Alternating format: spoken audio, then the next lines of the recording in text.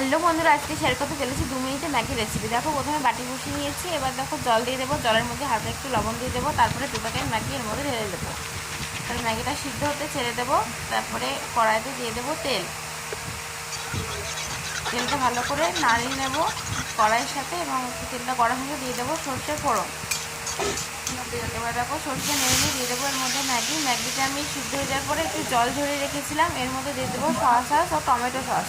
তারপরে আবারও নেড়ে নেবো। আমি এখানে লঙ্কা ইউজ করিনি, তোমরা চাইলে লঙ্কা ইউজ করতে পারো। এবং দিয়ে দেবো 2 প্যাকেট মশলা। মশলাটা দেওয়া হয়ে গেলে আবারও ভালো করে নিয়ে নেবো। এটা কিন্তু খুব তাড়াতাড়ি হয়ে যায়, তোমাদের হাতে সময় কম থাকে, এটা তোমরা বানিয়ে খেতে পারো।